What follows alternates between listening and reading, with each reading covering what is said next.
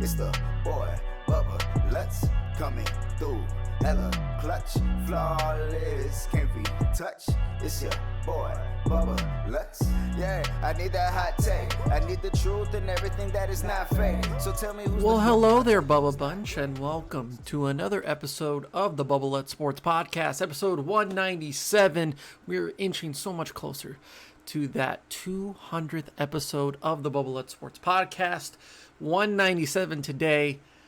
I said I wouldn't do it, but Week 17 playoff implications are still in the grasp of the Dallas Cowboys. So yes, you see the title. You read that correctly. This is the Cowboys versus Eagles review and prediction for Week 17 and who is going to win the NFC East, the best division in football. Ladies and gentlemen, Cowboys beat the Eagles 37-17 on Sunday afternoon, and I'm not going to lie, they played good. They played good football, and considering that they are one of the hottest offenses in football right now, it's hard to say that considering the circumstances, but for right now, this has been the hottest that this offense has been since Dak Prescott got injured, and surprisingly, out of everything that could have happened with this Cowboys team, their defense is playing at a high level. Now, for 60 minutes, that was not the case. I would say for 45 minutes, this was the case for the Cowboys defense. But that first quarter was not fun to watch, and I was expecting the worst. I was expecting every single Cowboys blunder that has occurred over the last year, year and a half, 2 years, basically an entire Jason Garrett era, no matter how far you want to go with this. This is the weirdest season in the NFL. And over these last few weeks, I'm watching a Cowboys team that is getting better, that are fighting for their chance to play in the playoffs. Look, no matter what happens, whoever comes out of this NFC East, they're not winning a game, right? Like, we can all agree that the only team that really stands a chance to make something out of the playoffs is the Washington football team because of their defense. Now, in the long term, I don't think defense is really going to matter in these playoffs. But for right now, what gets them in the playoffs and probably gives them a good shot in that first wild card round is the defensive line for the Washington football team. And they're well coached right now. They just got to figure out their quarterback situation, which we'll get into in a little bit. As far as these other teams go, Philadelphia, look, the Jalen Hurts thing is nice, and it's a good step in the right direction. We'll see what happens with Jalen Hurts. Now that they're eliminated from playoff contention, it's really a matter of what we see next season for the Eagles. And it's time to move on for Carson Wentz. It looks like it in Philly. Jalen Hurts now has the starting opportunity, so we'll see what happens next year.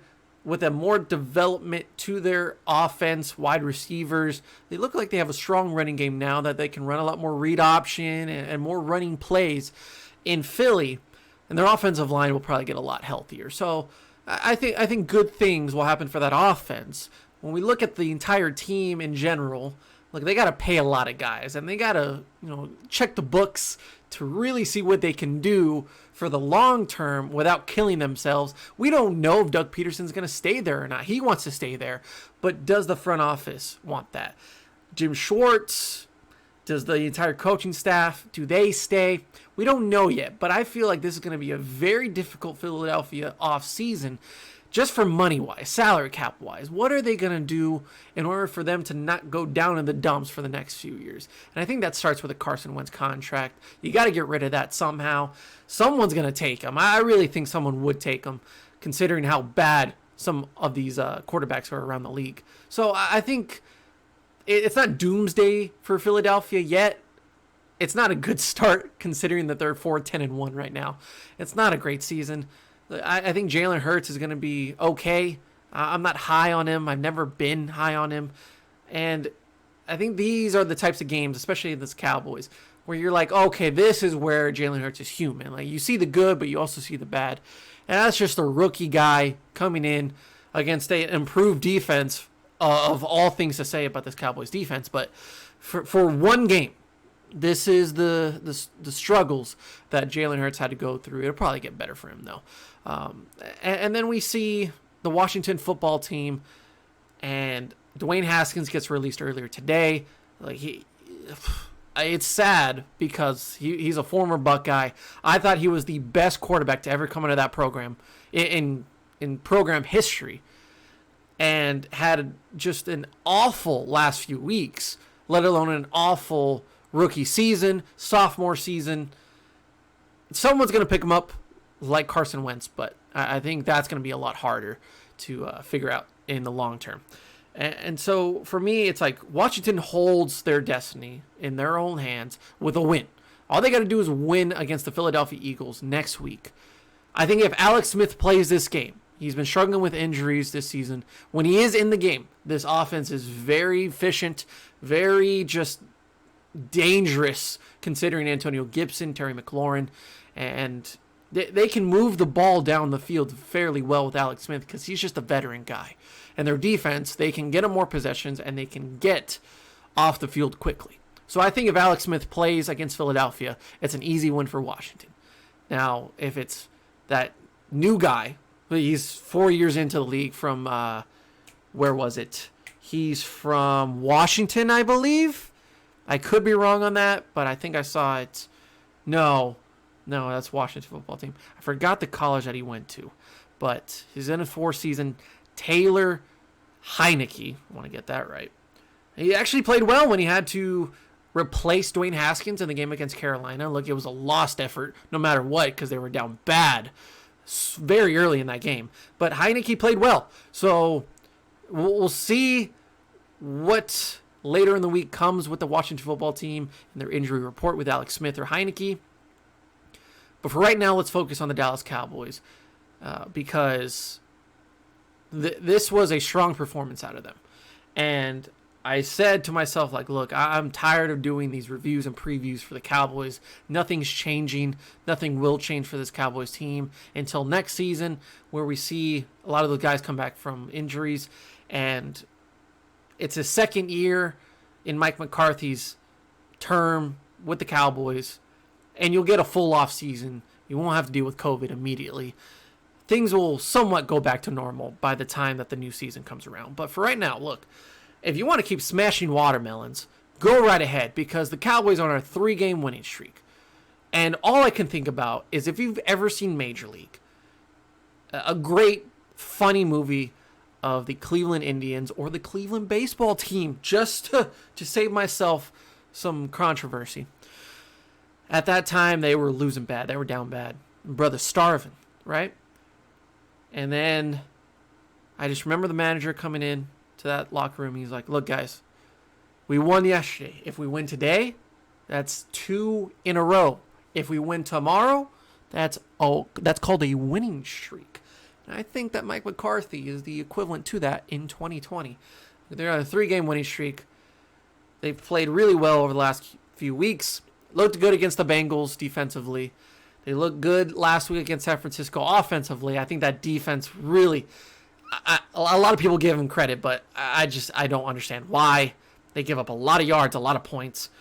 And even in this game, look, that first quarter was absolutely horrible. I was ready to just call for Mike Nolan's job in the first quarter. We see a touchdown drive consisted of 11 plays, 75 yards, 6 minutes off the clock for the Philadelphia Eagles in their first drive, the first possession of the game.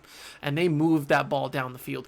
Considering the fact that Mike Nolan didn't think to put a QB spy on Jalen Hurts when they could literally run the read option at any point on that drive. And it took that long for them to be like, maybe we should do something about Jalen Hurts. That's why I was so frustrated and so angry with Mike Nolan, because he didn't think of doing the most basic thing, which is QB spying Jalen Hurts, who is a running quarterback. He can beat you with his arm. We've seen it over the last couple of weeks, but he is a running first quarterback, and they've progressed in their running game with Miles Sanders, Jordan Howard, Boston Scott. They have a running game. They finally established a running game, and if they can find that first wave, that first hole through the offensive line, they're going to pick up a good amount of yards against a team that doesn't know how to tackle properly, misses a lot of tackles in the Dallas Cowboys. So in that first drive, I was like, oh, this is going to be a long day. And then the first Cowboys drive comes along. They're moving down the field pretty significantly well, with Ezekiel Elliott getting some good runs. He's putting in more effort. It's what I've been wanting to see all year long out of Ezekiel Elliott. And then they pull up the stat of like this, one of 3 teams in the NFL that hasn't scored on their opening drive of the game is the Dallas Cowboys.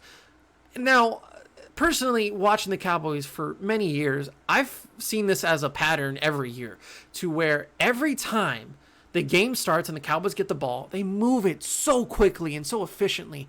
And then they get to about the 30 to 35 yard line of the opposing team, and something happens, a penalty, a bad play, and they're stuck. And they have to kick a field goal. It's an easy yardage field goal, but they just get stuck at some point. And I don't know if it's because the defense is fresh and they have good red zone defense, or it's just the Cowboys shooting themselves in the foot. But I feel like every year this has been happening. It's occurring every single season. So this doesn't surprise me that the Cowboys just settle for a field goal. And settling for a field goal happens a lot in this football game, which we'll get to.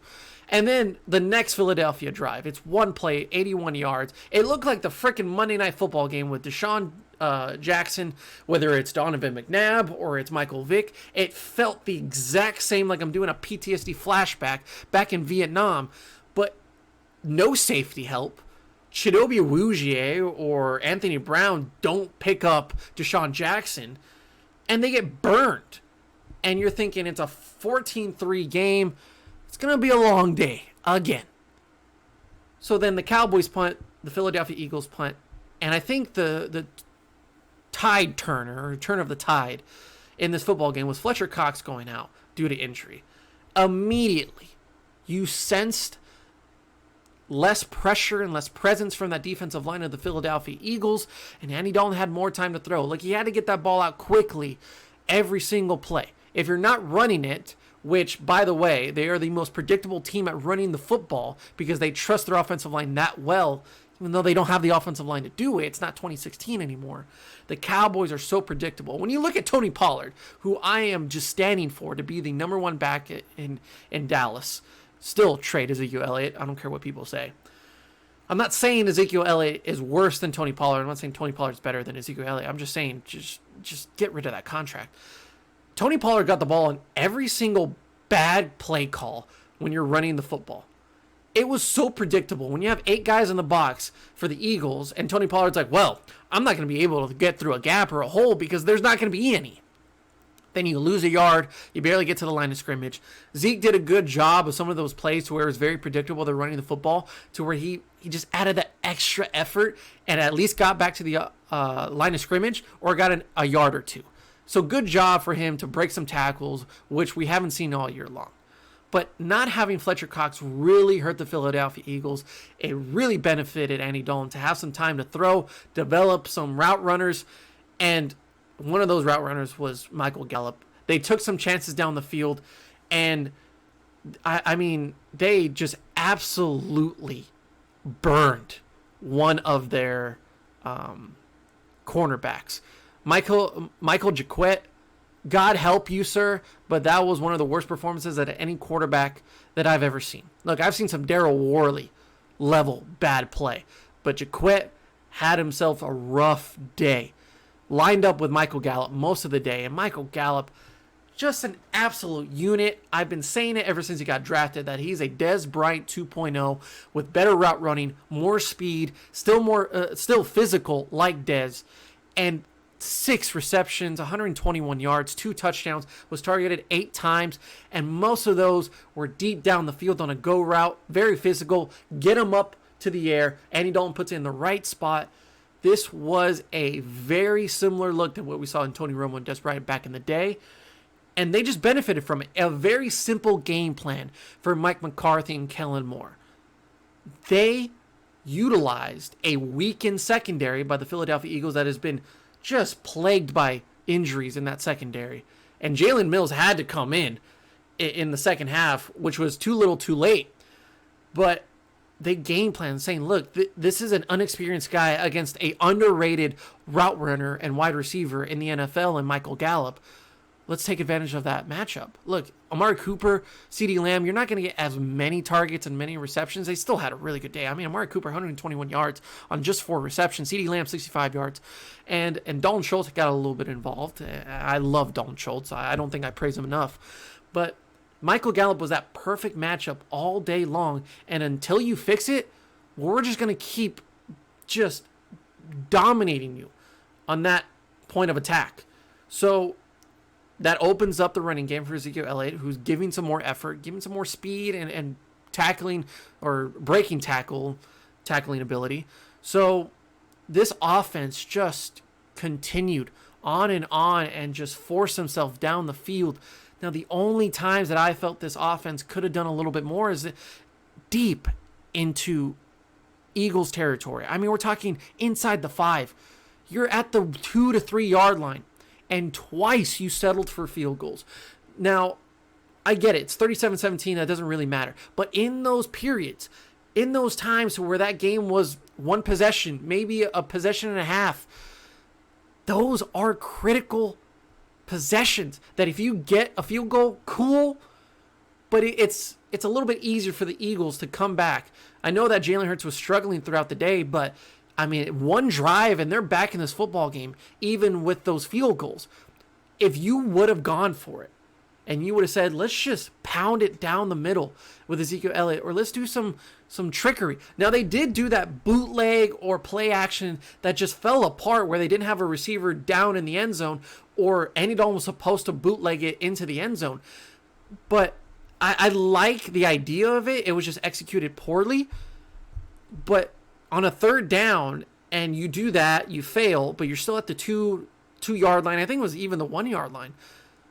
Go for it. Be aggressive. Look, if you're trying to tell your guys, we're down the stretch and we still have an opportunity to make it to the playoffs. I know it's been a rough year for us, and not a lot of people are counting us into this playoff run.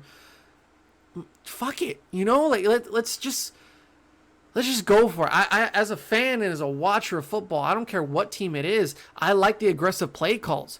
And if you're not going to do it on 4th downs when you do a fake punt, which they are known to do at a very bad position, but in these certain situations, you don't do that. Like, you have all the possibilities in the world to where you have Michael Gallup or Amari Cooper that have done fade routes into the end zone, and a lot of those have worked all game long. And then you have Ezekiel Elliott, who's having a great day, who's showing that force down the middle. Why are you being conservative now? Like, this is not the football team to go against to do that. This is not the time of year to do that. I was very frustrated with the fact that they just settled for those field goals twice when you're inside the 5. If they would have, if they wouldn't have converted on those 4th downs and they give the ball to Jalen Hurts and that offense at the 2 to 3 yard line, well, your defense is playing really well and they're causing turnovers. So if there's a time to be aggressive on defense, that would have been the time. But I felt like this offense was just on fire on Sunday, to where those chances and the analytics, according to Mike McCarthy, who is an analytics guy, according to this interview that he had, analytics show that you have a high chance of scoring 6 points on the 4th down both times. So I'm a little frustrated with that, and I don't know what that means going down the stretch in Week 17 and maybe the playoffs. But overall, I think this offense just played really well. Andy Dalton had himself a day. Michael Gallup had himself a day. Ezekiel Elliott finally gets over 100 yards. But I felt it's not even just the yards. It was just the effort. It was the hard-hitting, forceful, breaking tackles that he had all game long that we've been just missing for the last few years. Moving on to the defense, I don't know. I really just don't want to believe in this defense, because I've seen it before to where they do enough to get themselves an opportunity to win football games and to go deeper into the season. And when they really have to show it, they fall apart. And based on this first quarter, look, 14-3 is a bad place to be in one quarter.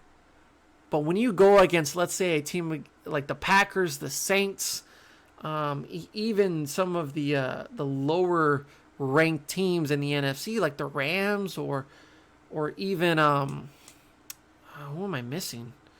Like, yeah, the Seattle Seahawks, who can just turn it up in a blink of an eye. 14-3 is lucky. Like, you cannot play like that on defense where you're creating penalties, you're giving up all these big yardage plays, and you're missing coverages, blown coverages. You're not getting safety help down the field. That's not going to work against Aaron Rodgers when he's throwing it 60 yards down the field to Devontae Adams. Devontae Adams completely destroyed the Tennessee Titans on Sunday Night Football, and I feel like the Titans have a better defense than the Cowboys in most weeks. Now, when we look at the stats, over the last 3 weeks, the Cowboys have had the highest turnover margin in football, when every other week combined, they have been the worst in the NFL in turnover margin. So something changed. And it could be just the fact that you're going against bad offenses like Brandon Allen in Cincinnati, or against Nick Mullins in San Francisco.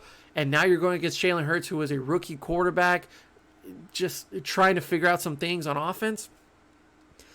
My instinct says that it's just bad offenses that you're going against, and it's working. But then I look back at it, and now that I'm thinking about it, I'm like, look, in previous years, they would go against the same type of offenses. They would go against the bad teams. They would go against the terrible quarterbacks, and yet they couldn't get the turnovers. They never could get an interception to save their lives if they wanted to.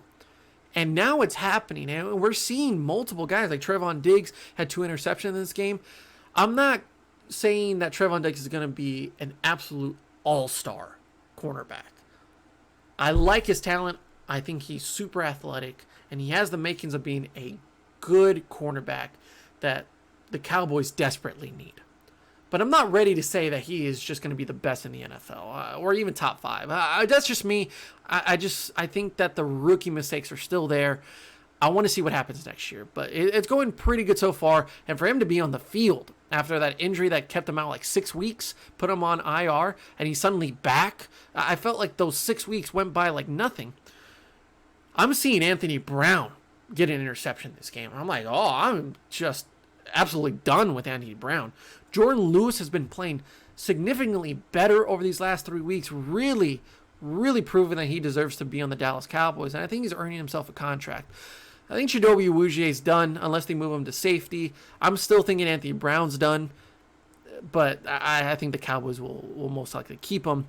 And then safety-wise, Donovan Wilson's still hard-hitting. He got that early unnecessary roughness call, but I think that's just what Donovan Wilson will be. He'll be a J.J. Wilcox, so sometimes those tackles really benefit the Cowboys' defense. Sometimes they won't. Overall, he is a good, strong safety. They still need a free safety. And Xavier Woods is not the guy. Darian Thompson's not the guy. We saw a little bit of Reggie Robinson in this game, and I did like that. C.J. Goodwin made a tremendous play on third down. I want to see them utilize him more in the future. Okay, so I'm starting to feel a little bit better about the secondary. And up front, there was no Leighton Vander Esch. There was no Antoine Woods. So it was really difficult for me to say, like, how good can we judge the Cowboys defense when they don't have some of their better players? Like I said, that first quarter was absolutely terrible. On that film, you're showing those guys, like, this is how bad it can get. And if you're going against a good offense, that's what it's going to look like for 4 quarters. So overall, this is why I'm not trusting this Cowboys defense. Randy Gregory had probably the best day he's had as a Cowboy. And I am so happy that he is, even when he's tired, they showed him being so tired on the field, and yet he's still making plays. He can be better, but he is making great plays. And he's being so reliable alongside DeMarcus Lawrence. Justin Hamilton and Tyron Crawford inside are just not enough. And Antoine Woods has been playing good, not great. I am all in Neville Gallimore. Like I told you guys when they drafted him, this is going to be a fan favorite, and everybody in the Cowboys organization and Cowboys Nation is going to love Neville Gallimore. Let him develop some of his skills, but he's got tremendous feet. Great fundamentals. He's a big boy inside. And he's just so fast for how big he is. Let him develop a little bit more. Get him accustomed to that offense or to that defensive scheme, I think you have a stud defensive tackle. So I am all in for Neville Gallimore. Hopefully Antoine Wood stays another year. I think he only has a 1-year contract tender this year. So we'll see what happens with him. I'd still say maybe go out and get someone else. Hopefully Gerald McCoy wants to come back and really prove himself after the injury that kept him out all season long. So we'll see what happens with Gerald McCoy. I would trade Aldon Smith if I'm the Cowboys. I felt like he was very slow, just kind of out of it. I didn't feel like his head was in the game. And these interviews that he's doing for podcasts where he's frustrated and he's dealing with all this BS according to him. I don't feel like his head is in the game. He's a tremendous athletic defensive end, but I don't feel like the Cowboys are it for him. I think it was a good kind of jumping pad for him to get back into the league, but I don't feel like the Cowboys are the right fit for Aldon Smith going forward. And then the linebackers, Jalen Smith had himself good plays. He had some bad plays. Sean Lee, it was typical Sean Lee. Like, you worry about him getting hurt, but when he's on the field and he feels confident, he's going to make the big stops, and he's going to be the sergeant. He's going to be the play caller on this defense.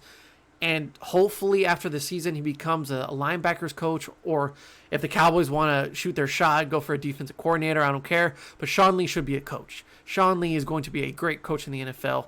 And I think eventually he'll be a Super Bowl winner as a coach more than he would be a player. Jalen Hurts and this offense struggled.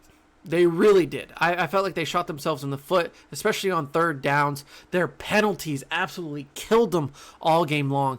I needed to check the stats again because penalties-wise, the Cowboys only had 5.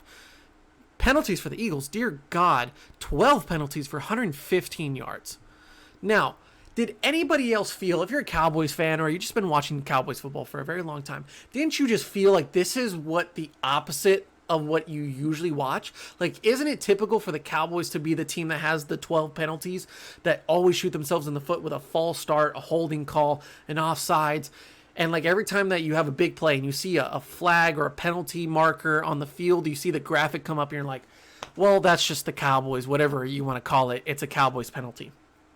Everything was flipped in this game. When backs against the wall, when the cards are dealt, and you have to make your own luck, what do the Cowboys usually do? They just fall. I mean, they just collapse within themselves. And it's always the other team. And we saw it in Week 17 last year, or Week 16. Week 17, it was an opportunity for the Cowboys to make the playoffs. And they go against the Eagles, and they just come out flat. They just look like they don't want to be there. And the Eagles look like the team that wanted to go to the playoffs. Well, this was the exact same thing, but switched. Like, the Cowboys looked like they wanted to be there. They wanted to win this football game. And that's what I'm saying. Smash all the watermelons you want. As long as you get these guys hyped and invested, I think this is where Mike McCarthy is starting to show himself a little bit. It was a definite struggle, and I still think that Mike Nolan is on the hot seat. And I want to see what the next week, at least, shows. And I don't know, man. I just... The needle is like 50-50 and fire, don't fire. And it's still leaning toward the fire part a little bit. We'll see what happens next week. Because the Giants offense against Jason Garrett, offensive coordinator for the New York Giants, if you can't do it against them and you can't create turnovers, then Mike Nolan's not the guy. But if you can, maybe there's something there. And it's tough for me to say because I have given up on Mike Nolan several times this season. But if there's a strong performance for 60 minutes next week, I will consider keeping Mike Nolan.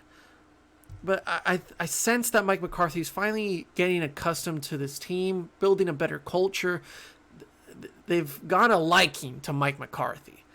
Look, I still think that the play calling and some of the decision making is not all there. It can be worked on. It was worse at the beginning of the season. What I'm seeing is heart. I'm seeing investment. And I'm seeing just tough play. At this point of the season where the Cowboys are technically out of the playoffs, I mean, we're talking about the 4-game losing streak, and they barely beat the, who was it? They barely beat the Vikings, which they actually looked good in, but I didn't think it was the best performance of the year. I think this has been the best performance of the year. I was like, it's nice to win one, but going forward, let's just see who are the guys that want to play. Who are the guys that you're saying, no matter what happens, these are my guys? And I'm saying CeeDee Lamb is one of those guys. I'm saying that DeMarcus Lawrence is one of those guys. Randy Gregory, Donovan Wilson. But everybody else, who's here to win? Who's here to play? Are you going to earn your contract? Are you going to earn yourself another contract? Or are you just going to fall and we're just going to trade you or cut you? We don't care about you if you don't want to play. And I feel like every single one of these guys now is starting to prove like, I want to be here. Terrence Steele is probably one of the worst starting offensive linemen in football. And he probably still is. But he's playing better. Like, he's not that bad. Connor Williams is probably having the best year of his career. He's still really bad. I still think Connor McGovern's a better offensive lineman. Next year, you should probably go with McGovern. But he's all right. Brandon Knight's doing his best. Joe Looney's doing his best. Love Joe Looney. But even those guys on defense, which is going to be the real skepticism in the offseason. Like, are we really going to trust Jalen Smith, Leighton Vander Esch? Are we really going to trust Anthony Brown, Jordan Lewis, or Chidobe Awuzie? Who's here to play? And I'm looking at this game. I'm like, every one of those guys came to play. I mean, they wanted to play. Andy Dalton definitely wanted to play. Gunsling Ginger over here. And then you looked at the Philadelphia Eagles like, you are exactly what the Cowboys have done every year when their backs are against the wall. You crumble. You collapsed. And that's tough to say because I think the Eagles were primed to win this game after the first quarter. But, I mean, man, like the Cowboys are playing good football right now. I'm not saying that they're going to win a playoff game, but this is pretty surprising for me. And considering that we were in last place just a month ago, really. And now they're one win away and one loss away for the Washington football team from winning this division. Well, this is going to be the weirdest divisional title that we've ever seen in football. But, I mean, I don't know. Oh, God, this is happening again because we're just going to go into next week and we're going to think, wow, the Cowboys might actually have a chance to win this. And what if they just come out flat? And I'm going to be like, same old Cowboys. Oh, man. I don't know what to think, guys. I really don't. I really don't know what to think. I think the Washington football team wins if Alex Smith starts next week, so it really doesn't matter what the Cowboys do. And I think the way that the schedule is next week, it's the Cowboys versus Giants at 1 p.m. Eastern. And then it's the Washington football team versus the Eagles on Sunday Night Football, I believe. So, whoever wins from the Cowboys and Giants now has to wait and cheer for the Eagles to beat the Washington football team. So that's kind of nice for the NFL. They get a little bit of a nice novela to watch on Sunday Night Football. But yeah, I think the Washington football team wins. But let's just say, if that happens, the Cowboys win their game against the Giants, they lose or they don't make it to the playoffs because Washington wins. I think this is a very similar look to what we saw in Mike McCarthy's first year in Green Bay, where they went, was it? Oh man, was it 4-12? 8-8? I don't remember exactly what the record was, but it was not strong. And then they went out the next year and went 12-4, 13-3, and they made the playoffs. And didn't they make it to like the NFC Championship?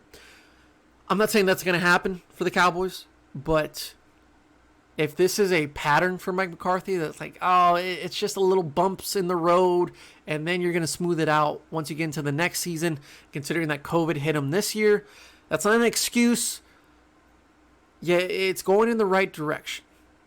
And whatever you want to do to make these players happy and love the culture, a lot of these guys want to stay in Dallas, like Michael Gallup and a lot of those secondary guys. Things need to change in the front office And if Jerry's pissed, if Jerry Jones is pissed and he wants to prove something to people, which he doesn't have to because he's been doing it for 25 years. But if he wants to say, look, we're trying to win. Like, we're legitimately trying to be contenders here. So this is what I'm going to do. I'm going to go out and prove some people wrong.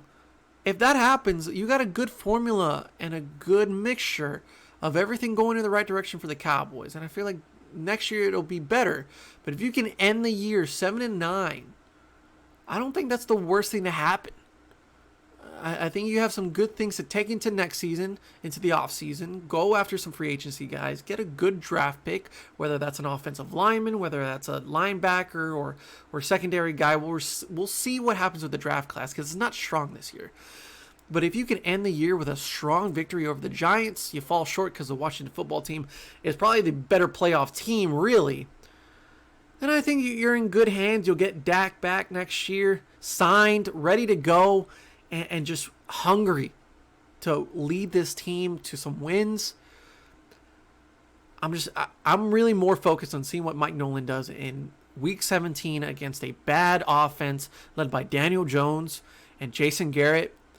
If they struggle, Mike Nolan's out of there. I think that should be a given, that if Mike Nolan gives up 30-plus points to Daniel Jones, who literally can't score a touchdown to save his life, he has less touchdowns. He has less passing touchdowns than Dak Prescott. Dak Prescott has not played since Week 5. We're in Week 17, people, and Daniel Jones still doesn't have more touchdowns than Dak Prescott. So if you give up 3 or 4, and the running game is flowing for Wayne Gallman and that offense, bye-bye Mike Nolan. And you go out there and you get yourself a Matt Patricia, a Mike Zimmer if he gets fired from Minnesota. Like, just go out there and get a defensive guru. But if Mike Nolan can put up a show, 3-4 turnovers like he did against Philadelphia, where they're getting off the field on third downs, they're forcing 3rd and 8s, 3rd and 9s, where it's really difficult for this offense to get it going. We just might see Mike Nolan next year for 2021. I don't want to see it, but if it comes to that, you better put up a good performance in Week 17. That's all I'm saying. But I just had to come on this podcast and say, like, maybe it's not all that bad. Like, right? Like, I'm not ready to get back in this relationship, right? You know, I'm not even ready for the talking stage. I'm just saying, like, let's get some feelers out there. You know, if I like her picture on Instagram and she likes mine, I'll be like, all right. We're on the right page. We're on the same page here. Give it like a week. Give it like 2 weeks. Like 2 of her pictures. Like, you're going to be like, whoa. Getting a little serious here. If she likes 2 pictures back, you can be like, oh. And you just see her. She's focusing on herself. She's not dating other guys. You're like, okay, we're in the right direction. But I'm going to take things slow. I'm going to take things slow with Mike Nolan. He's got to take me out to dinner first. You know, a nice restaurant too. Not some McDonald's, not like Burger King. Like, you know, take me somewhere. Not even Olive Garden. You know, I just don't like Olive Garden. But, you know, if Mike Nolan can take me out a nice dinner, call me like 2 days after, says he had a great time, you know, put up 3 turnovers against Daniel Jones and that offense, I'll be like, okay. Maybe I will text back within like 2 hours. You know, just saying. But we'll see. We'll see, people. I just want, give me your thoughts. Give me your thoughts in the comments down below, on Twitter, on Instagram, when I post these videos. And I hope that you're liking all these videos. Because honestly, I just checked episode 196 to see how we're doing on that. We're getting more and more listens, more and more views every single episode. And I'm really excited, man. Like, this is what I want to do. And I get a little emotional just talking about it, but you know, I just have fun doing these podcasts, man, and I enjoy it so much, and I enjoy just putting out some content for you guys. And if you enjoy it, I enjoy it.